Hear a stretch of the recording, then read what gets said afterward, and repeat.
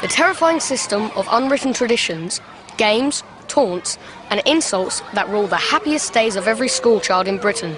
Joeys, gaylords, fannies, knobs, you get the idea. Reeves. Sir. Sarpong. Here, sir. Jolly. Sir, here, present. Webb. Here. Taylor. Yes, sir. Adil. Here. Class. Sir. Byrne. On shot. Wicks. Here. Scores Handy. Yes, sir. Amos. Here, sir. Palmer. Tompkinson. Yes, sir. Are you Ace? Yes. Ace is card, card is paper, paper is thick, and so are you. That's the weird thing about school. You would do something funny, but it wouldn't just make you laugh once. It'd happen in the morning, and you'd laugh in the morning, then you'd laugh at break, like just crack yourself up. And then lunchtime you'd laugh again. You'd be walking home from school and you'd just be like, that's funny, that's stupid. And then you get up the next day and you walk into school and you're like, that's funny, that's funny. Assembly started 5 minutes ago. Pranks. Our woodwork teacher had quite a funny, the way he taught you, go, bah, what are you doing, like, bah. So you do anything to get him to go, bah. So he put the condom on the door handle and he went, bah. Funny thing to put on a door handle, and just put it in the bin. It was a massive anticlimax. My brother once, he came in and he went, look at me willy, and he was about sort of 9, and looking at his willy, it was like really bulbous at the end. We were going, what's wrong with it? He was going, oh, I think one of me balls is coming out, and he pulled his foreskin back, and a ball bearing dropped on the floor, right? And I went white, another lad went, oh God, I feel really sick. And all he'd done was put a ball bearing and wrapped his foreskin around it. We got a book down, a big encyclopedia down one day from the shelf, and just put an egg mayonnaise sandwich in there and just went, boom, put it back up there. Summer holidays, came back, the whole class was just like Eggville. I just took toilet roll and I just wrapped it around his head, right? And I was there going, hey, let's play mummies. And he was there going, whoa. So then I took out my lighter and I just lit it. Oh my God, does tissue go quick? So I just went, and his whole head went, Our French teacher was married to our Latin teacher, and therefore they must be having sex. And we spent our whole time giggling and drawing pictures of them doing exactly that. Various sexual acts, with baguettes, for instance. And there was this one girl in our school who we found out that her mum was religious because she had, like, Jesus loves you stickers all over her car. And to be religious was something that you just never admitted in school. And so we started phoning up her house and going, hello, this is God speaking. I used to love getting people into trouble, so I got my flask out of my bag. I just tapped this thick guy in front of me, and sure, I said, Jimmy wants my flask, can you pass it to him? And he went, yeah, sure. And just as he has it in his hand, I went, sir, he's got my flask. One day, someone brought in some dead mice, frozen mice that you give to snakes, and we thought it'd be quite funny to hide them in little places around the staff room, and no one ever said anything. I was in a boarding school, so whenever I did something bad at night, I would put on full combat gear, camouflage gear. I'd even use the black face paint, like in Commando, put it on diagonally, like that. And then one time I did it, and I was going to leave the school grounds, and I got caught by a teacher on the way out, and he went, where are you going? And I went, I'm going to the sick room. He was like, right, in combat gear? I went, yeah, I thought it'd keep me warm. And I got away with it. Jenkins, why are you not wearing a tie?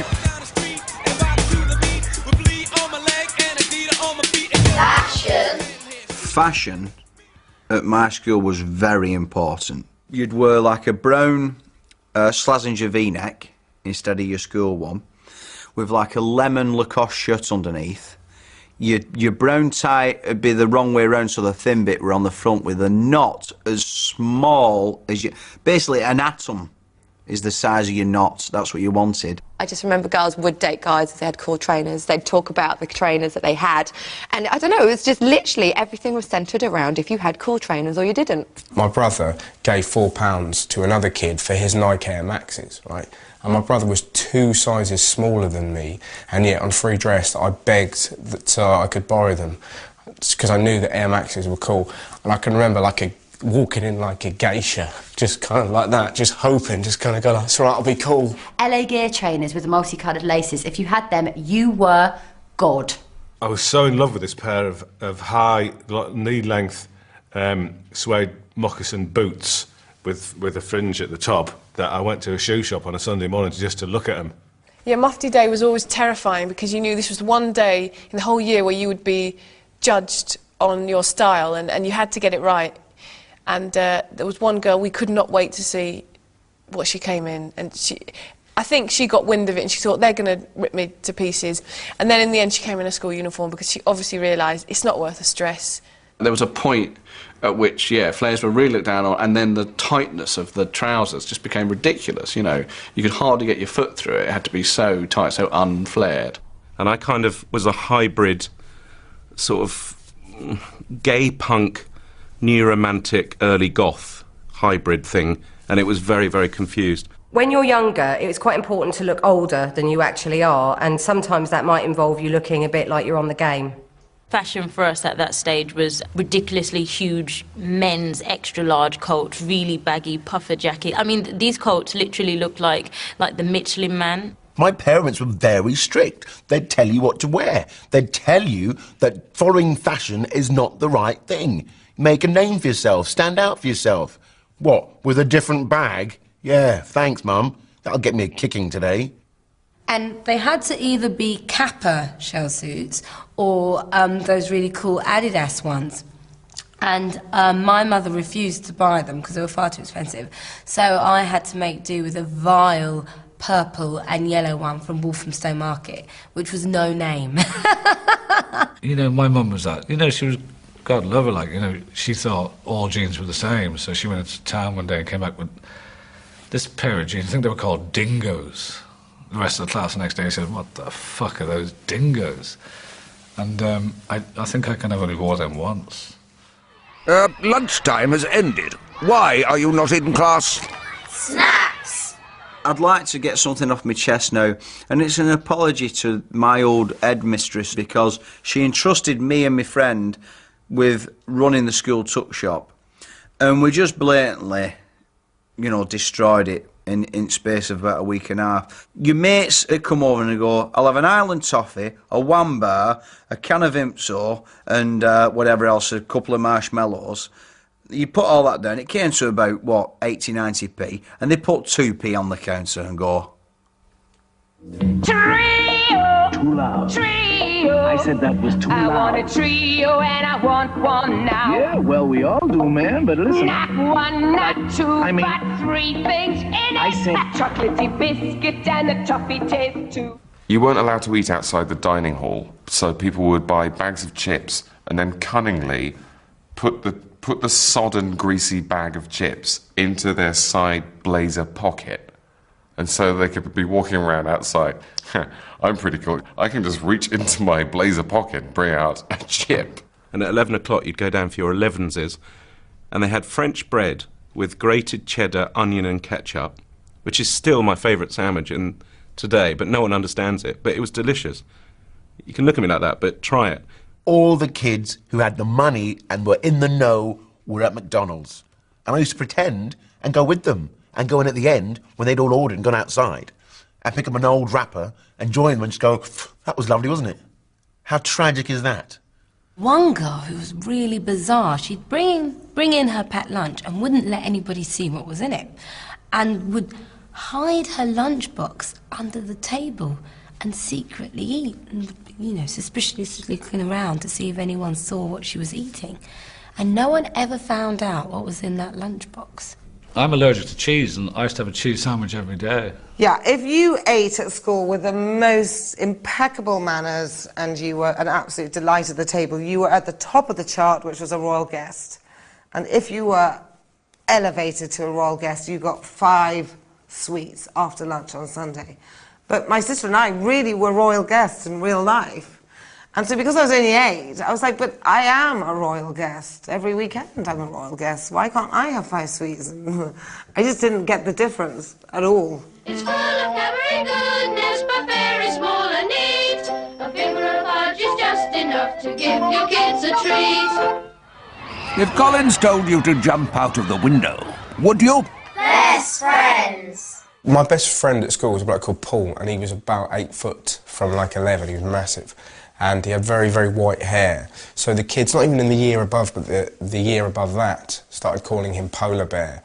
And they'd just see him and they'd try and beat the shit out of him whenever they saw him in the playground, but they couldn't bring him down. And I remember him on the bus saying to me, "Why do I look like a polar bear?" The bloke who had been my best friend at primary school, Saul Jacob Rosenberg, he organised a trip. I wasn't invited, and for some reason my mum phoned his mum and said, "Saul has to invite David." Like, really, what's going on? They're like two peas in a pod. He's not coming.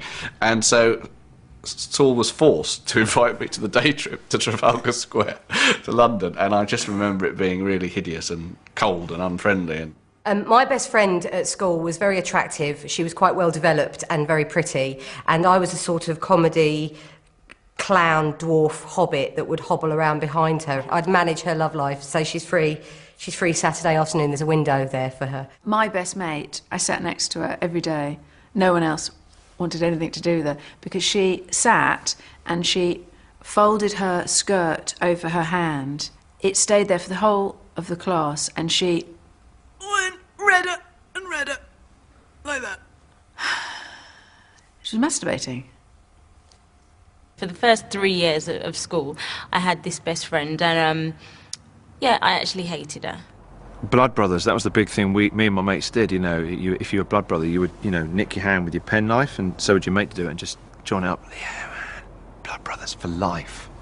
You know when you're really best friends with someone when you can share their clothes. At that age, it's a bit more important than trust, I think. Yeah, Rod Wilcox was my best friend at the time, and a couple of other lads in the class used to, like, they tried to set us against each other. They'd sort of worked us into this frenzy of dislike.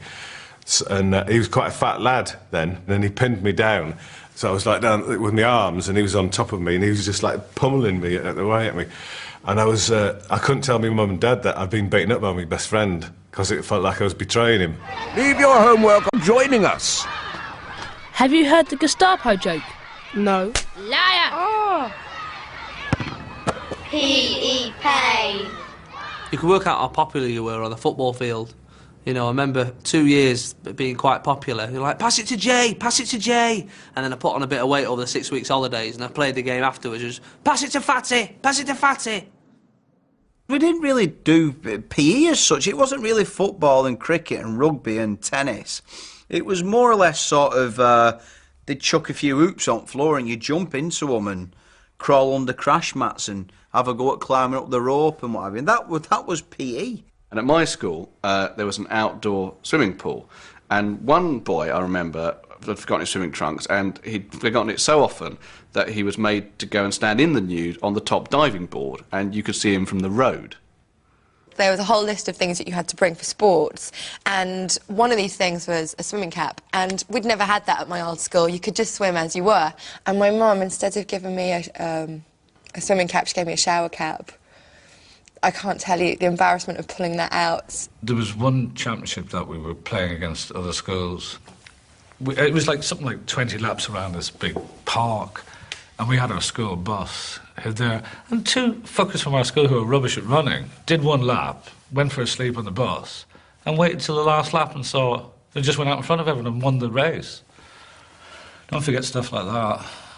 Everyone would have to go on this massive cross-country race, and my favourite memory is passing this boy who was the fattest boy in school, and he was like crouched under this bush, and he brought along a Tupperware thing of chicken pakora, and he was just watching us going by. I remember when you were in the gym and the apparatus would come out. It's basically, you know, you're tiny, and this great big cage comes out of the wall, which has to be released from all these clasps. And some kids could just, like, run up to the top of the apparatus and climb over the top and interweave down and spring off it again, whereas kids like me would only ever really just roll around on a mat on the floor and possibly throw a beanbag. We used to have to wear these Meridian knickers at school, which were big green pants. You know, it was really embarrassing having to do, like, sports days with the boys. I used to run the 200 metres and the 400 metres, and he used to do it in these pants with these AirTech shirts. It was pretty embarrassing. My great auntie kindly bought me some white socks, but they were long, patterned girls' white socks. And everyone was going, "You woman's got girls' socks." And I was humiliated. But I kind of figured to myself that if I ran fast enough, my feet would be this blur of white, and they wouldn't be able to see that they were girls' socks. No more toilet breaks, Brown. Just hold it in. I shat myself, and my headmaster, in his wisdom, thought it'd be a good idea to sit me on a stool, in my stool, outside the school gates for all the other boys and girls to laugh and point at. We had a phantom shitter at school, and he'd be in class and the teacher would go, "OK, and today," pull the drawer out and go to get a pen out and go, "Oh!" They'd have shit on their hands. One girl in my class actually did this because it was a unisex toilet. She didn't want this boy to hear that she was doing a poo. She caught the poo in her hand and then lowered it into the toilet. So she was really proud of herself. This guy pooed himself in class. The worst thing was this poor boy went to the nurse and she made him wear the tartan trousers. So, can you imagine at lunchtime, everybody knew you shat yourself because you had tartan trousers on. At my school, actually, a lot of boys would never go to the toilet properly, big toilet. You'd often sort of see loads of boys too scared holding themselves all day long. That's why boys probably pass wind so much at school, because they were holding it in. There was a boy in my class, and he needed to go to the loo, and he'd already asked permission to go to the loo. He'd already been once, and I think my primary school teacher was having a bad day, and she said, "Well, yes, you can go, but you better be back by the time I've counted to 20, or you're going to be in big trouble." And he went towards the loo, counting in his own head up to 20, got his pants down, started having a shit, reached 20, pulled his trousers up again, came back with turds all down his legs, stinking of crap. Yeah, I once found a pair of boys' Y-fronts, they were purple, on the floor at school, and they had a full turd in them. Obviously someone had shat their pants and then just thought, I'll just take those off and leave them there. And I remember being in the shower and a friend of mine clearly did a shit. He was clearly there, poo came out of his bum. My friend said, you've done a shit, you have. That's a shit. And he panicked and went, "No, it's not, it's sand." If you want to be treated like an adult, act like one. Bras! Bras are a big deal at school because everybody knows who's got them because all the boys twanged them, and everyone knows who hasn't, which in my case was me because I didn't get one for years. If you were wearing your bra, you'd will the boys to ping the back of your bra and you'd be like, "Oh, get off, do it, please."